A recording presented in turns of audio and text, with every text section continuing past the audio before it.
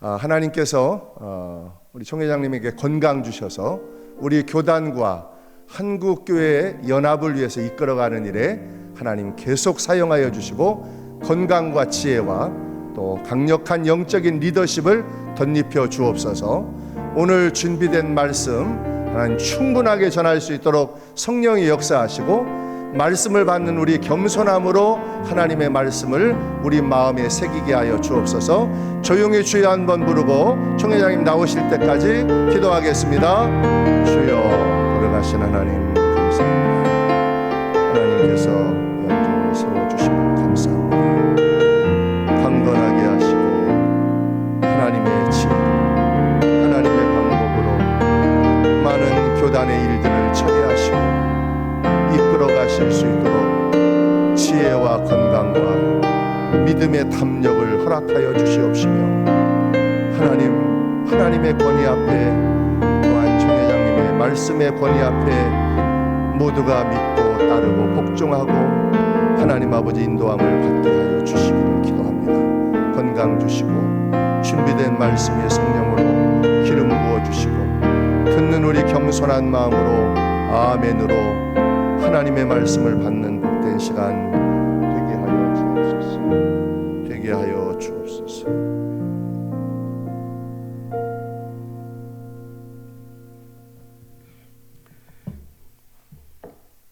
기도하겠습니다.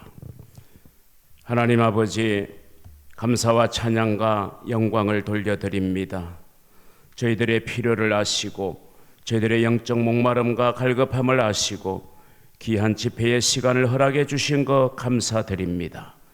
오늘도 이 새벽녘에 주의 전에 직접 찾아 나와 예배하는 주의 귀한 백성들, 그리고 여러 가지 사정상 이곳에 오지 못했으나 유튜브를 통해서 영상으로 함께 이 집회에 참여하고 있는 우리 모든 신덕교회 가족들을 주님이여 축복하여 주옵소서. 오늘 이 새벽에도 하나님이 예비하신 크신 은혜가 임하는 시간 되게 하여 주옵소서.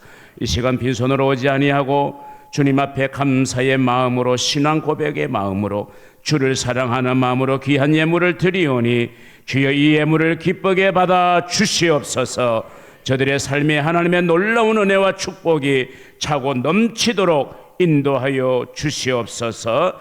이 시간 주님 앞에 몸과 마음으로 또한 함께 예배하고 시간을 또한 구분하여 주님 앞에 예배하는 우리 모든 성도들을 복되게 하여 주셔서 영혼이 잘된 같이 범사가 잘되고 강건해지는 은혜를 허락하여 주시옵소서. 감사하오며 이 시간 주의 성령이 부족한 종의 입술을 주장하여 주시옵소서. 예수님의 이름으로 기도하옵나이다. 아멘. 할렐루야. 서울 지역인데 새벽에 이렇게 많은 분들이 나오셨네요. 역시 신덕교회입니다. 좋은 강사님이 많을 텐데 우리 김 목사님께서 부족한 저를 또 초청해서 여러분에게 말씀을 전할 수 있는 기회 주신 것을 너무 감사를 드리고요.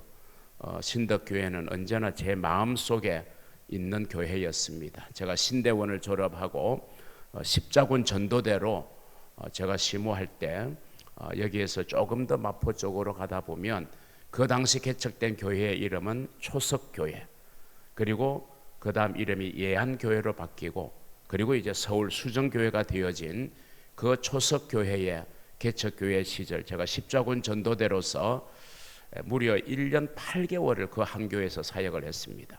왜냐하면 개척하신 목사님이 간암이 발병을 하셔서 제가 그 교회에 8개월을 있다가 부산으로 4개월 또 발령받아서 갔는데 도저히 목회를 할 수 없고 설교를 할 수 없어서 다시 저를 본부에서 이 초석교회로 오게 해서 제가 거기에서 십자군을 마칠 때까지 목회를 하게 하셨고, 그리고 그때에 담임 목사님이 돌아가셔서 제가 모든 장례를 뒷바라지하고 그때 이제 장례식을 지방의 회장으로 하고 초석교회의 지리 목사님을 누가 하셨느냐?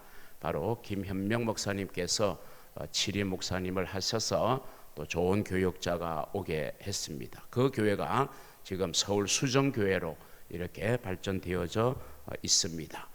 늘 그 교회를 출입하면서 이 앞을 지나가게 되고 그때의 신덕교회 트레이드 마크 아주 붉은 큰 십자가를 늘 마음속에 그리며 지냈던 그 시절이 아주 선하게 생각이 납니다.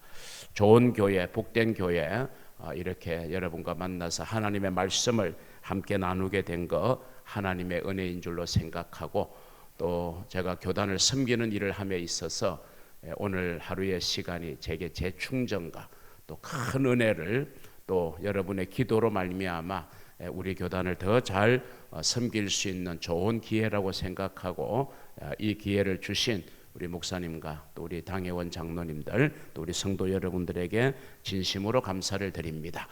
오늘 여러분과 함께 나눌 말씀은 그러나의 은혜입니다. 그러나의 은혜. 여러분, 우리 사람들이 살아가면서 중요하게 여기는 것들이 있습니다. 어떤 사람은 돈을 버는 것이 굉장히 중요하다. 그래서 돈 버는 일에 올인하는 사람들이 있습니다. 또 어떤 사람들은 출세를 하는 것이 또 인생의 목적이 되어져서 출세를 위해서라면 수단과 방법을 가리지 않는 사람들이 많습니다. 또 어떤 사람은 자기의 이름을 떨치는 명성을 얻는 것이 또 가장 중요하다고 생각해서 명성을 얻는 일에 또 모든 것을 바치기도 합니다.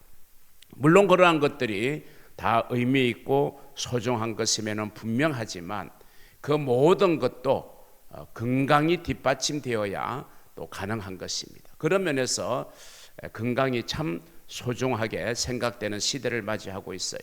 요즘 사람들의 화두 속에는 이 건강이라는 단어가 굉장히 중요하게 자리 잡고 있습니다. 심지어 교회도 이전에는 성장하는 교회 이게 모토였다면 지금은 건강한 교회, 어떻게 하면 교회를 건강하게 만들까, 이것이 또 요즘 교회의 화두가 되기도 합니다. 그만큼 건강은 우리에게 매우 소중합니다. 육신의 건강, 또 마음의 건강, 그리고 영적인 건강, 다 모든 분야의 건강을 필요로 하고 있습니다. 이런 이야기가 있습니다. 어떠한 그리스도인이 꿈속에서 하나님을 만나게 되었답니다. 그래서 하나님에게 이런 질문을 했어요. 하나님, 이 세상에 살아가는 우리 인간들에게 정말 놀라운 게 무엇입니까? 하고 물었어요. 무엇 때문에 우리 인간이 참 놀랍게 생각됩니까? 하고 질문을 했더니 하나님께서 미소를 지으시며 세 가지를 말씀하셨답니다. 첫째는 어린 시절에는 아주 서둘러서 어른이 되기를 갈망하다가 어른이 되어서는 다시 어린 시절로 돌아가고 싶어 하는 것, 이게 정말 인간에게서 놀라운 일이다. 가만히 보면 그런 것 같습니다. 저도 어린 시절에 빨리 어른이 되었으면 하는 마음을 가졌던 적이 있는데 또 요즘 이제 생각해 보면 저는 어린 시절보다는 대학생 시절로 돌아가고 싶다, 이런 생각을 가끔 할 때가 있습니다. 아마 우리 모두가 공감하는 내용이 아닐까, 이런 생각을 해봅니다. 어려서는 제약 받는 것도 많고 또 여러 가지의 억압도 있고 또 소위 말하는 잔소리도 들어야 되고 좀 자유가 제한되는 것 같은데 내가 어른이 되면 내가 내 마음대로 살아갈 수 있겠구나, 이런 생각들을 해서 어른이 되기를 바라지만 또 막상 어른이 되면 다시 옛날의 어린 시절로 되돌아가고 싶어 하는 것, 이것이 인간에게서는 참 놀라운 일이다. 저는 이 이야기의 의미를 이렇게 생각했습니다. 그래, 우리 사람들은 매 순간순간을 의미 있게 또 최선을 다해서 살아야 된다, 이런 교훈을 주지 않을까 생각하고요. 두 번째, 인간에게 놀라운 사실은 사람은 돈을 벌기 위해서 건강을 잃어버리다가 건강을 잃어버린 다음에는 잃어버린 건강을 되찾기 위해서 그동안 벌어놓은 돈을 다 소비하게 된다. 이게 인간에게 참 놀라운 사실이다. 참 우리 대한민국도 정말 살기 어려웠을 때 우리의 부모 세대들은 정말 헌신적으로 일했잖아요. 나는 못 배웠지만, 나는 못 살지만 내 자녀만큼은 잘 배우게 하고 잘 살게 하고 싶어서 부모님들 입을 것 제대로 안 입으시고 드실 것 제대로 안 드시고 오직 자녀를 위한 일념으로 헌신하고 희생하는 하신 우리는 부모님들을 기억하고 있을 겁니다. 우리 사람들이 돈을 벌기 위해서 열심히 평생을 바쳐 일하다가 그런데 나중에는 건강을 잃어버려서 그 건강을 되찾기 위해서 그동안 벌어놓은 돈을 다 소비한다는 이 두 번째 놀라운 사실은 정말 우리가 무엇이 더 소중한 것인지를 좀 알고 그 소중한 것을 따라가는 삶을 살아가기를 원하는 뜻이 있지 않을까 이런 생각을 했습니다. 세 번째 우리 인간에게 놀라운 사실은 사람들은 죽지 않을 것처럼 살다가 한 번도 살아본 적이 없는 사람처럼 무의미하게 죽는다. 이게 인간에게는 참 놀라운 사실이다 이렇게 말했습니다.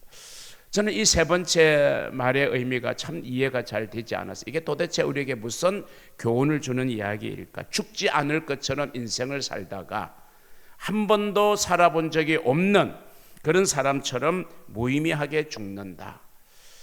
우리의 삶이 이 세상에서 영원히 이어질 것 같은 생각을 가지고 사는 사람들이 많습니다. 또 우리의 삶이 이 땅에서 살다가 죽으면 그것으로 끝이라고 생각하는 사람들이 많을지 모릅니다. 근데 우리는 영원한 하나님의 나라를 소망하고 그 나라를 바라보고 사는 자인 줄로 믿습니다. 그런 면에서 이 이야기는 오늘 우리들에게 많은 것을 생각나게 하는 이야기일 것입니다. 오늘 본문으로 돌아가서 오늘 본문에 나오는 주인공의 이름은 나아만이라는 사람이에요. 나아만. 이 나아만이 누구이냐? 오늘 본문의 말씀에 보면 한 세 가지로 나아만이 어떤 사람이었는지를 정의할 수 있습니다. 첫째는 아람 나라의 군대 장관이라 그랬어요. 이 아람 나라는 지금의 시리아의 그 영토에 세워진 제국이었는데 이 아람 나라 약 주전 900년경에 군대 장관을 지냈던 사람이 오늘 본문의 나아만입니다. 오늘 우리의 체제로 말하면 우리나라의 국방부 장관 정도 되는 아주 고위 관직입니다. 나아만은 아주 높은 위치에 있었던 사람입니다. 권세를 가지고 있었던 사람입니다. 거기다가 그는 아주 크고 존귀한 자다. 이렇게 오늘 본문은 말하죠. 아주 크고 존귀한 자다. 실제로 나아만은 아람 왕의 총애와 신임을 독차지했습니다. 그러면서 일반 백성들의 존경과 신임을 한 몸에 받았던 사람입니다. 왜 이 나아만이 왕의 총애와 신임을 받았고 백성들의 존경을 받았느냐? 이 아람 나라를 여러 전쟁에서 아람 나라를 구해낸 전쟁의 영웅, 그가 바로 나아만이었습니다. 그렇기 때문에 왕의 입장에서 나아만의 존재는 얼마나 소중했는지, 그리고 백성들의 입장에서도 정말 존경할 만한 위인이었기 때문에 크고 존귀한 자다. 오늘 성경은 그렇게 말하고 있습니다. 그는 대단한 명성을 가지고 있었던 사람이에요. 뿐만 아니라 나아만은 부자였다. 이렇게 성경은 기록하고 있습니다. 이 나아만이 부자였다는 사실은 자신의 병을 고침받기 위해서 이스라엘 땅에 있는 엘리사 선지자를 만나러 갈 때에 가져간 그 엄청난 예물을 보면 얼마나 이 나아만이 부자였다는 것을 알 수 있습니다. 물론 왕의 배려도 있었겠지만 아무튼 본문 5절에 의하면 그가 엘리사에게 치료받기 위해서 이스라엘 땅으로 갈 때 가져갔던 예물이 은 10달란트. 은 10달란트. 달란트는 오늘날 단위로 환산하면 약 34kg. 10달란트니까 340kg의 은을 가지고 갔다는 거예요. 340kg. 여러분 68kg을 가진 사람들이 5명이 모이면 그게 340kg가 되는 거예요. 얼마나 많은 은을 가지고 갔다는 걸 이해할 수 있겠죠. 그 다음 금 6,000개와 성서학자들은 이 금 6,000개를 키로로 환산하니까 68.4kg이랍니다. 오늘날 금값으로 말하면 이거는 상상할 수 없는 액수의 금을 가지고 갔습니다. 거기에다가 의복 10벌을 가지고 갔다 그랬어요. 이 의복이 보통 의복이었어요. 당시에 최고급의 좋은 옷감으로 만들어졌고 그 옷에는 은과 금 각종 보석으로 치장한 정말 왕족만이 입을 수 있는 그런 소중한 옷 10벌을 가지고 이스라엘 땅에 갔다.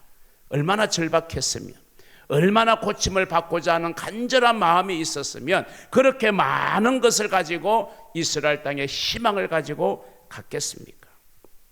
자, 이렇게 그는 군대 장관이요, 그리고 크고 존귀한 자요, 그리고 부자였습니다. 어느 것 하나 부러울 게 없어요. 명성도 있고 권력도 있고 재물도 가지고 있는 정말 부러움을 살 수 있는 대상이에요. 그러나 이 나아만은 나병 환자더라 그랬습니다. 오늘날 병명으로 말하면 이제 한센병이라고 지칭하고 있죠. 한센병. 이 나병에 걸렸다는 것입니다. 승승장구하던 나아만, 아무것도 부러울 것이 없었던 그런 명성과 지위와 재물을 가지고 있었고 권력을 가지고 있었던 그 나아만, 그러나 그는 나병 환자가 되었다라고 하는 것입니다. 여러분, 나병이 어떤 병입니까? 본인뿐만 아니라 가족들에게도 큰 고통을 안겨다 주는 병입니다. 그 당시만 해도 이 나병은 치유가 불가능한 불치의 병이었고, 그리고 저주의 상징으로 이야기되어졌어요. 그리고 사회로부터 격리를 당해야 되는 그런 질병이 나병이었습니다. 그러니까 얼마나 모든 것을 완벽하게 갖춘 나아만에게 이 그러나는 얼마나 힘겨웠겠어요. 자, 오늘 이 본문의 나아만, 정말 가진 모든 재물도 그리고 권력도 명예도 아무런 소용이 없게 되었죠. 왜? 나병에 걸려버렸습니다. 이것을 해결하지 않으면 그가 그렇게 자랑스럽게 생각할 수 있는 그 모든 것들이 아무것도 아닌 것이 되기 때문입니다. 비단 이 나만에게만 그러나가 있었을까요? 오늘 여러분에게도, 그에게도, 저에게도 우리 각자 나름대로의 그러나가 우리에게는 있을 것입니다. 정말 완벽에 가까운 인생에 그러나가 있었듯이 오늘 저와 여러분의 인생에도 크고 작은 그러나가 있습니다.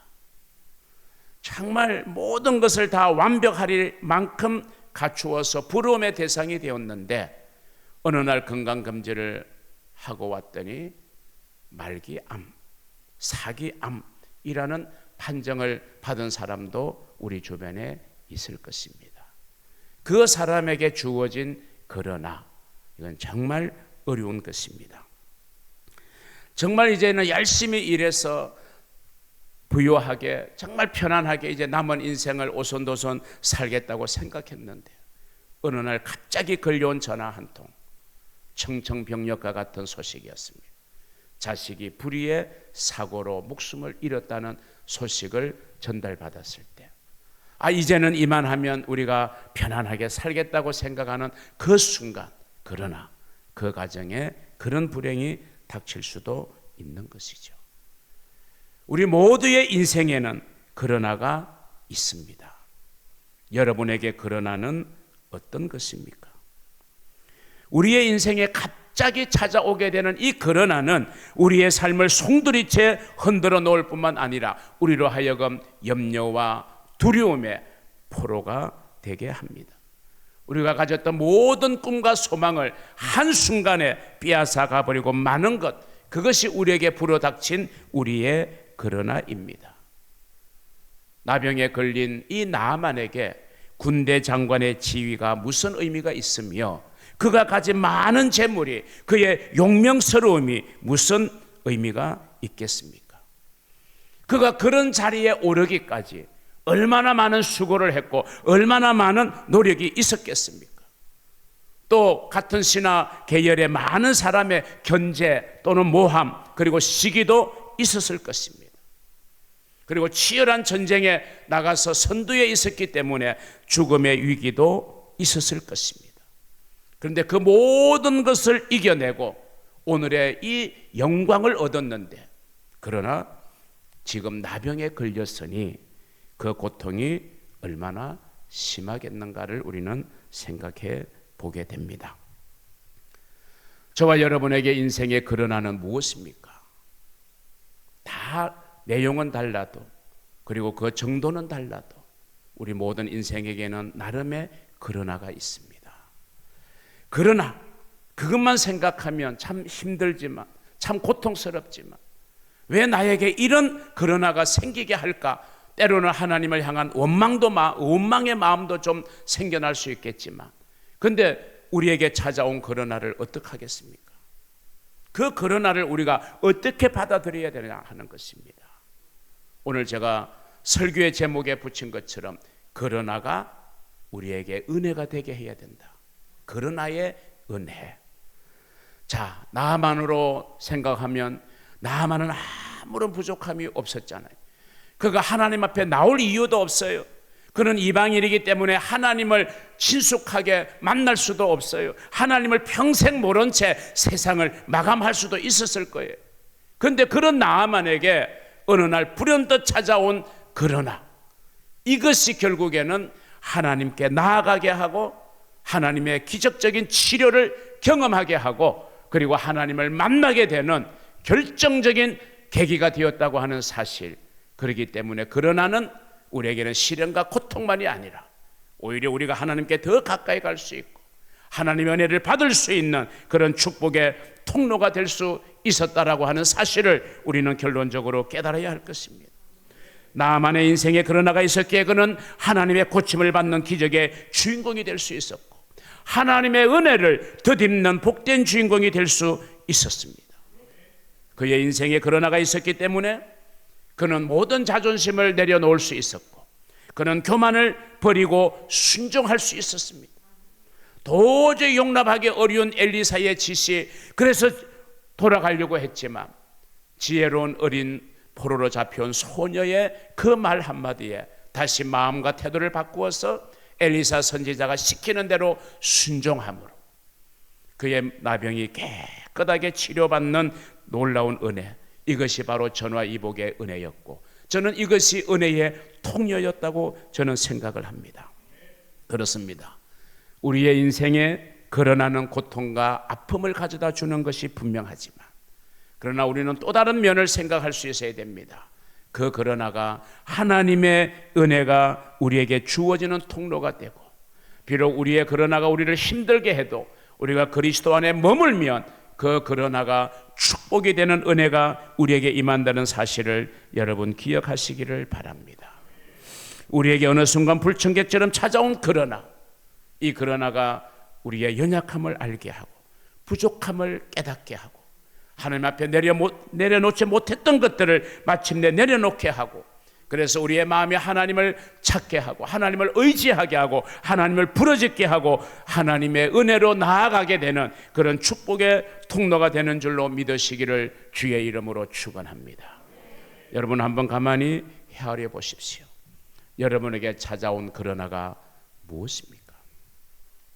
교회의 역사는 이 그러나의 은혜임을 우리에게 보여주고 있습니다. 여러분 초대교회 성령의 역사로 말미암아 제자들은 엄청난 역사를 이루어 갔습니다. 그러나 초대교회는 말할 수 없는 환난과 핍박, 박해에 직면했습니다. 로마 제국은 얼마나 기독교를 박해했는지 모릅니다. 네로 황제 때 로마 대화재를 기독교인에게 뒤집어 씌워서 대대적인 박해가 이루어졌습니다. 그리스도의 제자들은 순교를 많이 당했습니다. 엄청난 고난을 당했습니다. 로마 제국의 그 박해와 그 환난이었다면 이미 교회는 씨가 말랐을 수도 있을 그런 엄청난 박해와 환난이었습니다. 성령의 역사로 폭발적인 교회의 성장이 이루어졌던 사도행전의 교회의 역사. 그러나 성장이 가파랐던 것처럼 그 교회 또 성도들에게 주어진 로마 제국의 핍박과 환난과 박해는 이루 말할 수 없습니다. 그러나 교회는 사라지지 않았습니다. 그리스도인들은 믿음을 저버리지 아니했습니다. 순교를 당하거나 신앙의 자유를 위해서 세상 모든 것을 포기하고 땅속에 도시를 형성해서 그곳에서 생활하는, 우리가 성지순례를 가보면 카다곰이라고 하는 곳을 우리가 보게 되어집니다. 그만큼 박해가 심하면 심할수록 더 하나님의 은혜를 받는 자리에 나아갔던 초대교회 성도들의 모습을 봅니다. 우리 성도 한 개인의 신앙의 삶 속에서도 신앙의 여정 속에서도 이 그러나가 우리 신앙 성장과 더 하나님을 알게 되는 계기가 되었음을 우리는 부인할 수 없습니다. 우리나라가 힘들고 어려울 때에 하나님의 교회는 더 성장했습니다. 성도들은 더 기도했습니다. 우리가 IMF 외환위기를 만났을 때도 온 국민들이 금모으기 행사를 통해서 마음을 하나로 모았습니다. 여러분, 우리는 코로나를 거치면서 정말 그 어떤 어려움의 시기보다도 교회가 타격을 입었습니다. 교회가 점점 힘들어집니다. 최근 9월 달에 우리 기독교의 두 양대 교단이라고 할 수 있는 대한예수교 장로의 합동측 그리고 통합측이 총회를 마쳤는데 그 두 총회가 무려 통계가 20만 명의 교인이 감소되었다. 그런 통계가 나왔어요. 얼마나 지금 한국 교회가 위기고 어려움에 처해 있는지 몰라요. 그나마 우리 기독교 대한성결교회는 감소세가 거의 보이지 않았습니다. 분명히 자연적인 감소도 있을 것이고 그리고 코로나로 인해서 교회를 떠나간 사람도 있을 터인데 왜 우리 교단은 감소폭이 없었을까? 그것은 그만큼 우리 기독교 대한성결교회는 전도하는 일에 힘을 쏟았다는 겁니다. 지난 회기에 우리 교단총회는 한 성도 한 영혼 죽기로라고 하는 슬로건 아래 정말 전도에 박차를 가했습니다. 왜? 우리 기독교 대한성결교회는 북치고 전도치고 거리 전도하면서 노방 전도하면서 예수 믿게 만들므로 출발했던 그런 교단의 역사가 있기 때문에 그리고 우리는 성령 운동을 했던 그런 교단이기 때문에 우리가 성령 운동과 또한 우리 교단이 전도하는 일에 더욱 힘을 쓸 때에 다들 어렵지만 다들 힘들다고 아우성치지만 그러나 우리 교단은 하나님이 축복해 주신 줄로 믿습니다. 금년에도 우리는 회개와 상생으로 다시 뛰는 성결교회라고 하는 총회의 슬로건을 가지고 우리는 열심히 하나님 나라 확장을 위해서 뛰고 있습니다. 이 일에 여러분도 함께 주역으로 동참해 주시기를 바랍니다. 저에게도 그러나가 있었습니다. 제 인생에 찾아온 그러나. 제가 얼마 전에 목사가 힘듦을 이겨낼 때라는 제목의 책을 펴낸 적이 있습니다. 대담집인데요. 저의 진솔한 목회자로서의 걸어왔던 길에 대한 대담을 나누었던 그것을 기록한 책입니다. 그 대담을 하면서 저는 저의 어린 시절을 돌아보게 되었습니다. 그리고 제 어린 시절에 정말 제 인생에 그러나가 있었음을 저는 고백했습니다. 제 인생에 그 어린 시절에 뒤돌아보았을 때 제 인생에 있었던 그러나 첫째는 제가 태어날 때에 저희 집안, 저희 가문은 한 사람도 예수를 믿지 않는 집안이었습니다. 마치 아버지가 우상장사였고 우상 숭배로 들끓었던 아브라함이 살았던 그 도시처럼 저희 집안은 아무도 예수를 믿지 않는 집안에서 제가 태어났습니다. 믿음을 접하기가 정말 어려운 그런 환경에서 저는 태어났습니다. 그런데 하나님께서는 저를 중학교 3학년 때 친구의 전도를 받게 하셨고 그리고 하나님께서 저를 속성으로 신앙의 축복을 주셔서 고등학교 1학년 성탄절 예배 때 제가 겁없이 주의 종이 되겠습니다 하고 서운 예물을 제가 드렸습니다. 예수 믿고 1년 만에 제가 목사가 되겠다고 서원했어요. 그리고 일반 대학을 졸업하고 신대원을 가서 오늘날까지 목회에 전념하고 있습니다. 도저히 신앙생활을 할 수 없는 환경, 목사가 되기에는 너무나도 요원한 환경, 그러나 그 속에서 하나님은 제게 은혜를 베풀어 주셔서 제 일생을 주님 앞에 드릴 수 있는 목사가 되게 하신 겁니다. 두 번째 제 인생의 그러나는 제가 태어난 집안은 워낙 가난한 집안이었습니다. 정말 가난했어요. 저는 가난이 포부가 질 만큼, 저는 가난이 싫어질 만큼 정말 저희 집은 가난했습니다. 최근에 어떤 서류를 뗄 일이 있어서 주민등록 초본이라는 걸 뗐습니다. 깜짝 놀랐습니다. 주민등록 초본을 떼니까요, 제가 태어나서부터 오늘까지 제가 전입신고를 했던 주소가 다 기재가 되더라고요. 와, 얼마나 집을 많이 옮겨놨는지요. 제가 정확하게 세보지는 않았는데 한 25번에서 30번 정도의 주소가 기재되어 있는 주민등록 초본이에요. 그만큼 집을 많이 옮겨 다녔다는 거죠. 요즘은 전세가 2년이죠, 기본이. 근데 그 당시에 제 기억에는 6개월 단위였습니다. 전세 6개월. 또는 사골세 방도 있었죠. 매달마다 돈을 주는. 그래서 거의 6개월마다 어린 시절 이사를 다녀야 했던 그런 아픔이 저에게는 있었습니다. 그래서 정말 가난이 싫었어요. 그래서 저는 어떻게든지 간에 이 가난함에서 벗어나야 된다. 가난했던 시절을 생각하면서 어떻게 하면 내가 어려운 사람들을 도우며 살 수 있을까? 어떻게 하면 내가 베푸며 살 수 있을까? 저는 섬기는 것을 섬김을 받는 것보다는 훨씬 마음 편해하고 저는 좋아합니다. 그런데 제가 그렇게 섬기고 다 양보하는데 제가 한 가지 양보 안 하는 게 있더라고요. 가만히 생각해 보니까 그게 뭐냐 하면요, 그 당시에도 있었지만 요즘도 그런 과자가 나오더라고요. 사브레. 혹시 아시나요? 지금은 뭐 평범하게 구할 수 있는 과자라고 생각되는데 그 당시는요, 이 샤브레라고 하는 과자는요 엄청나게 고급 과자처럼 느껴졌어요.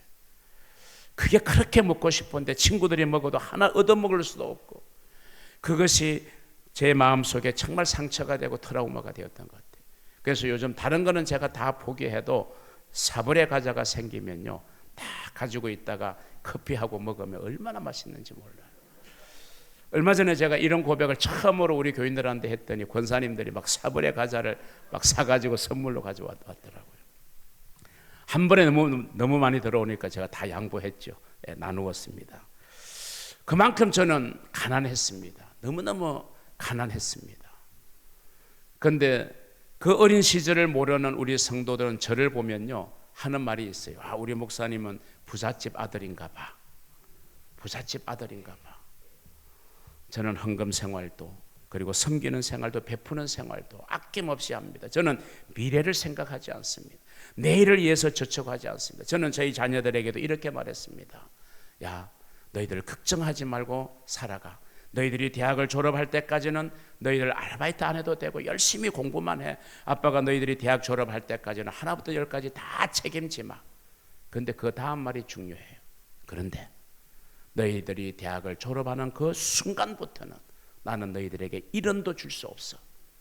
그걸 제가 중학교, 고등학교 시절부터 계속 세뇌를 시켰던 거예요.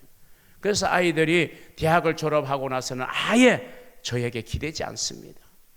용돈 달라고 하지를 않아요. 그냥 다 알아서 자기들이 생활을 하더라고요. 얼마나 감사한지 저는 기대가 있습니다. 앞으로는 제가 그 자녀들에게 용돈을 받을 날을 저는 기다리고 있습니다.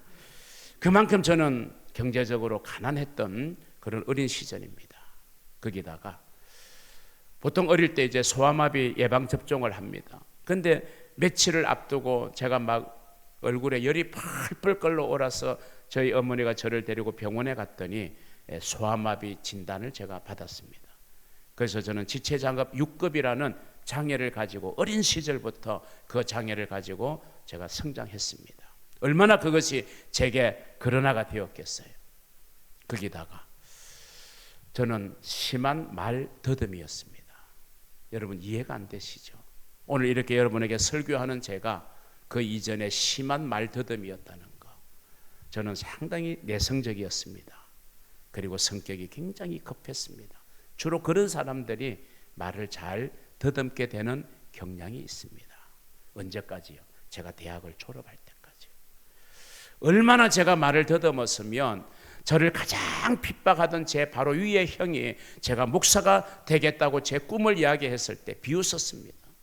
너같이 말을 더듬는 사람이 설교하면 성도들이 그걸 제대로 들을 수나 있겠냐고, 꿈도 꾸지 말라고, 그렇게 제가 비난을 받을 만큼 저는 심한 말 더듬이었습니다. 그러나 저의 마음속에는 나는 목사가 되어야 된다. 그 일념으로 저는 매일마다 하나님 앞에 기도했고 매일 하나님의 말씀을 묵상하기를, 또 읽기를 절개하고 작정하고 성경을 읽고 기도하고 성경을 읽을 만큼 그렇게 저는 신앙생활에 집중했습니다. 때가 되니까 하나님의 은혜가 임하는데 말 더듬는 것이 한순간에 사라져 버렸습니다. 한순간에 사라져 버렸어요. 제가 육체의 이 질병도 좀 고쳐달라고 그때는 부흥회 할 때마다 쫓아다녔잖아요. 가는 곳마다 때로는 교회에서 밤을 새워가며 기도도 하는데 어느 날 바울의 이야기를 딱 제 마음속에 심어주시는데요. 바울이 그를 괴롭히는 육체의 가시를 위해서 늘 기도했는데 하나님이 내 은혜가 내게 족하도다. 너에게 주어진 육체의 가시는 너로 하여금 교만하지 않게 하려고 하는 나의 사랑의 표시다. 그래서 더 이상 그 위대한 사도 바울도 그 육체의 가시를 제거해달라는 기도를 드리지 않았죠. 이것은 저에게 주어진 육체의 가시다, 이런 생각을 하고요. 처음 어릴 때보다는 그래도 많이 좋은 모습이 되게 하셨지만 마지막까지는 하나님이 허락하지 않으시더라고요. 저는 하나님이 주신 사랑의 표시로 알고 저는 감사하게 지내온 것이 지금 생각하면 얼마나 하나님의 큰 은혜였는지 모릅니다. 여러분, 제게 만약에 어린 시절에 그 그러나가 없었다면 어쩌면 제가 신앙생활을 하지 못했을 수도 있고 하나님의 은혜를 제가 붙들지 않을 수도 있었을지 몰라요. 그런데 제가 생각할 때 제 인생의 그러나가 나는 하나님이 아니면 살아갈 수 없다, 이런 생각을 어린 시절에 저는 하게 되었습니다. 교회를 처음 친구의 전도를 받아서 갔는데요, 얼마나 교회가 좋던지, 그리고 교회학교 선생님이 그렇게 온화한 모습으로 따뜻하게 웃으면서 맞이해 주는데 지금까지 내가 어느 곳에서도 받아보지 못한 그 선생님의 따뜻한 미소, 그 미소가 오늘의 저를 있게 했던 것입니다.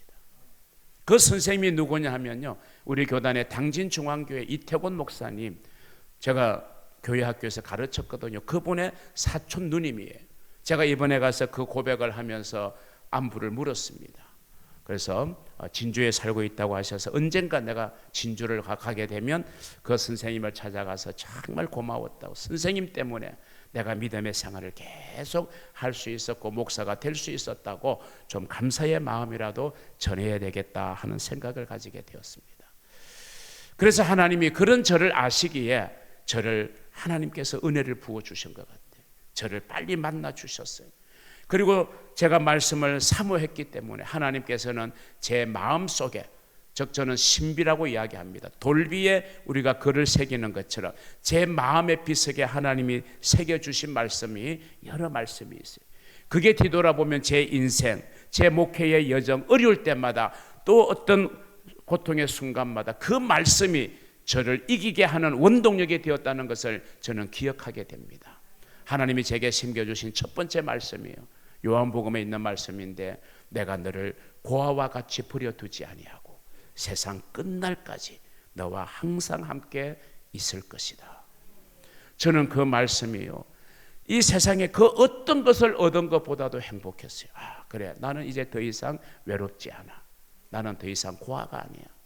하나님은 세상 끝날까지 나를 고아처럼 버려두지 아니하고 나의 보호자가 되어주시고 나의 동행자가 되어주셔서 나의 삶을 책임져 주신다. 이 사실 하나만으로도 저는 세상을 다 얻은 것 같았어요.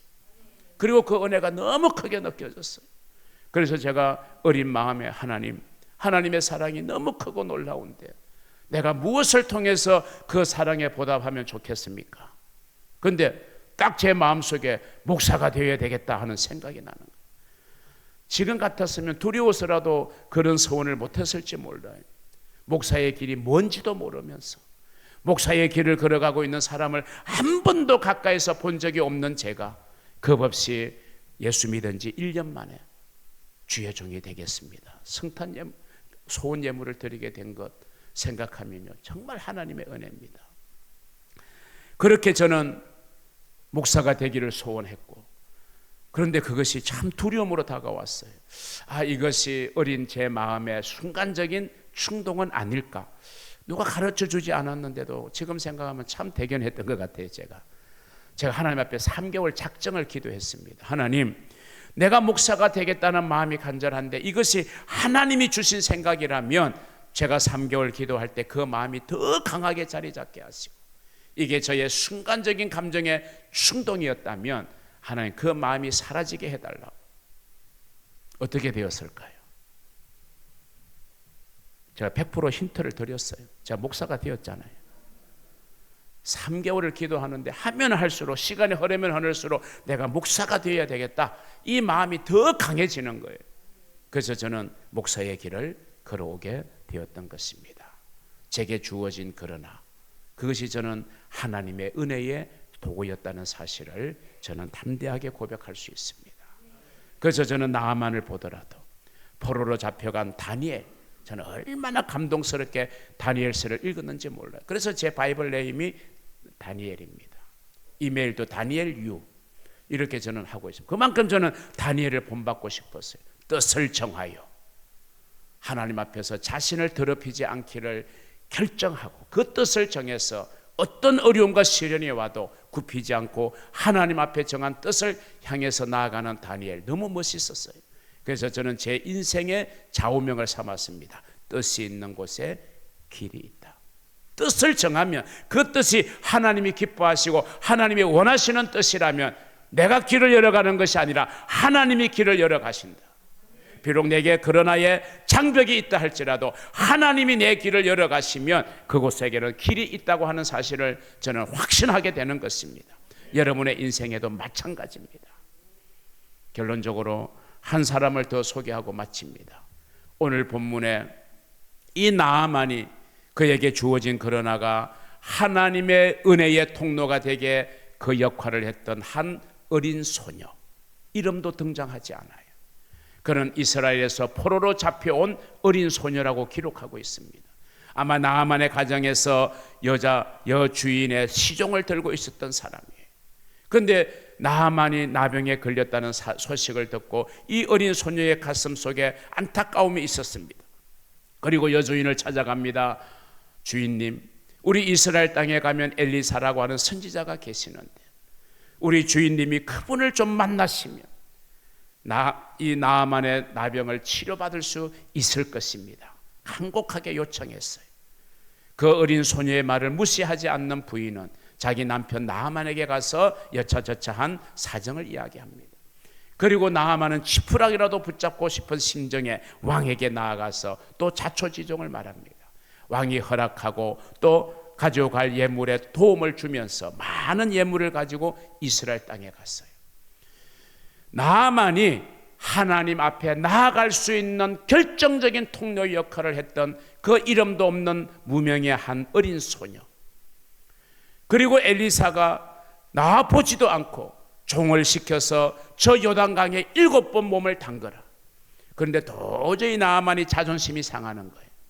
그 요단 강물을 보니까 자기 나라에 있는 강보다 훨씬 깨끗하지 않는데 차라리 내가 우리나라 가서 강에 몸을 담그고 나오겠다, 이런 생각을 할 때 역시 그 어린 소녀가 좋은 이야기를 합니다. 선생님의 병이 나을 수만 있다면 이것보다 더한 일도 할 수 있지 않습니까? 그 말에 인의 뜻을 돌이켜서 요단강 물을 7번 들어갔다 나옵니다. 1번, 2번, 3번, 4번, 6번까지는 아무런 변화가 없어요. 포기할 법도 한데 마지막 7번째, 여러분, 하나님의 기적은 마지막까지의 순종을 요구하고 있습니다.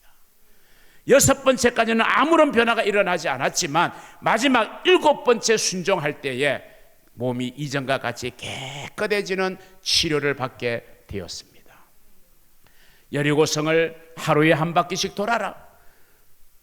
여리고성을 함락하는 방법으로서는 이해가 되지 않는 방법이지만, 그러나 결국 모든 일의 결과는 하나님이 역사하시니 하나님께서 그렇게 명령합니다. 돕니다. 뭐라고 이야기합니까? 너희들이 성을 도는 7날까지는 아무런 이야기를 서로 하지 말아라. 왜냐하면 부정적인 이야기는 금방 파급 효과가 커요. 야, 이렇게 도는 것이 우리가 헛수고하는 거야. 이런다고 여리고 그 견고한 성이 무너지겠어? 누가 이렇게 불평을 한마디 하게 되면요, 그거는 그냥 전염병처럼 퍼져나가는 거예요. 참 이상한 생리예요. 좋은 이야기는 그렇게 빨리 퍼지지 않는데 좋지 않는 부정적인 이야기는 어찌 그리도 빨리 퍼지는지. 여러분, 그렇게 해서 만약에 불평 불만이 쏟아지게 했더라면 여리고성이 어떻게 무너질 수 있었겠어요? 6날 동안 돌았지만 그만아 가지 않았어요. 그런데 마지막 날 7째 날 돌고서는 함성을 지를 때 여리고성이 무너진 것입니다. 우리 인간이 하는 일은 단계가 필요하겠지만 하나님이 하시는 일, 하나님이 역사하시는 일에는 순간적인 역사가 있는 줄로 믿습니다. 성령의 역사도 순간적으로 일어날 수 있는 겁니다. 내가 해결하지 못했던 신앙의 문제도 성령이 내게 임하시면 한순간에 변화되는 놀라운 역사가 일어나는 것입니다. 사복음서에 보여지는 제자들의 그 안타까운 모습, 실패와 실수를 거듭하는 그런 사복음서의 제자의 모습은 사도행전에 들어와서 성령의 강림을 통해서 한순간에 변화되어져서 그렇게 담대할 수 없고 그렇게 굽히지 않고 주의 복음을 목숨 걸고 전할 수 있었던 이 사도들의 변화는 성령의 강림이라는 순간적인 역사를 통해서 변화가 일어나게 되는 것입니다. 여러분의 신앙에도 순간적인 변화의 역사가 일어날 수 있기를 주의 이름으로 축원합니다. 이 나아만 장군으로 하여금 엘리사에게 향하게 하고 엘리사에게 나아갔다는 것은 곧 하나님 앞에 나아갔다는 것입니다. 그리고 하나님의 지시와 말씀에 불순종하려고 했던 이 나아만을 끝까지 순종하게 만들었던 이 어린 소녀야말로 나아만에게는 축복의 통로가 되었습니다. 요셉이 모든 족속의 축복의 통로가 되게 하시겠다고 하는 축복의 말씀처럼 오늘 저와 여러분이 오늘의 나만이 되어야 되기도 하고 오늘 저와 여러분이 우리 주변의 많은 사람들에게 축복의 통로의 역할을 하는 이 본문의 어린 소녀와 같은 그런 역할을 저와 여러분이 해야 될 줄로 믿습니다. 사랑하는 성도 여러분, 우리가 살아가면서 그러나의 상황을 만나게 됩니다. 그러나의 상황이 그 순간은 우리에게 힘들게 할 수도 있고 우리를 어렵게 할 수도 있지만 그러나는 분명 하나님의 은혜 안에서 우리에게 축복으로 변화될 수 있음을 여러분 확신하시기를 바랍니다. 오늘 여러분이 그러나의 은혜를 체험하는 축복의 주인공이 될 수 있기를 바랍니다. 하나님이 아브라함을 축복의 통로로 세우신 것처럼 그리고 이 본문의 어린 소녀를 축복의 통로로 세운 것처럼 여러분이 이 교회가 위치하고 있고 여러분의 삶의 터전이 위치하고 있는 그곳에서 여러분이 수많은 사람들, 역경과 어려움과 시련을 만난 사람들, 그러나의 상황 속에서 힘들어하는 사람들에게 여러분이 그리스도의 사랑으로 축복의 통로가 될 수 있기를 주의 이름으로 축원합니다. 교회의 사명은 복음전도입니다. 어떤 사역도 복음전도 사역을 가로막아서는 안 됩니다. 우리 그리스도인이 해야 될 가장 최선의 일은 언제 어디서나 때를 어떤지 못 어떤지 복음 전하기를 힘써야 하는 것입니다. 하나님의 나라를 전파해야 되는 것입니다. 구원의 놀라운 은혜를 우리는 전하는 축복의 통로로 쓰임받아야 할 것입니다. 마지막으로 하박국 선지자의 말씀을 소개합니다. 하박국 3장 17절 18절에 보면 비록 무화과 나무가 무성하지 못하며 포도나무에 열매가 없으며 감람나무에 소출이 없으며 밭에 먹을 것이 없으며 우리의 양이 없으며 외양간에 소가 없을지라도 이거는 우리가 맞이하는 그러나 아닙니까? 하박국 선지자와 그 당대의 이스라엘 백성들이 경험했던 그러나가 아니겠습니까? 그럴지라도 나는 여호와로 말미암아 즐거워하며 나의 구원의 하나님으로 말미암아 기뻐하리로다. 요셉이 하나님이 주신 비전을 가지고 그가 늘 그의 비전을 언급하는 것 때문에 엄청난 고난을 당했습니다. 그러나가 그에게 찾아왔죠. 그에게 찾아온 그러나, 억울한 누명을 쓰고 감옥에 들어가게 되는 그러나, 그 그러나를 원망과 불평으로 보내었던 요셉이 아니라 그 속에서 그는 인내하고 하나님의 결말을 바라보면서 기도하며 말씀으로 하나님의 말씀을 붙들었던 사람. 그래서 애굽왕 바로의 눈에도 그 요셉을 바라볼 때 이 사람처럼 하나님의 영에 감동된 사람을 우리가 만날 수 있겠느냐. 그를 한순간에 애굽의 총리로 발탁해서 7년 대풍년 때에 7년 대흉년을 대비하게 함으로 말미암아 이 요셉을 통해서 수많은 사람들이 생명을 얻게 되는 것입니다. 당신들은 나를 악으로 헤아려 하였으나 하나님은 그것을 선으로 바꾸사 오늘과 같은 날이 있게 하셨다라고 고백하고 있는 이 요셉의 고백이야말로 그러나의 은혜의 전형적인 고백인 것입니다. 오늘 저와 여러분의 인생에 그러나의 은혜가 임하기를 주의 이름으로 축원합니다. 그러나가 여러분에게 축복의 통로가 됩니다. 여러분을 더 내려놓으시고 더 겸손하게 하나님의 은혜를 구하고 부르짖는 여러분이 되실 때 성경에 교회사의 수많은 그러나의 은혜를 경험했던 사람들처럼 여러분 한 사람 한 사람이 그러나의 은혜의 주인공으로 살아갈 수 있게 되기를 우리 주님의 이름으로 축원합니다. 기도하겠습니다. 하나님 아버지 감사합니다. 오늘 이 새벽에도 저희들의 발걸음을 주의 전으로 인도하여 주신 것 감사합니다.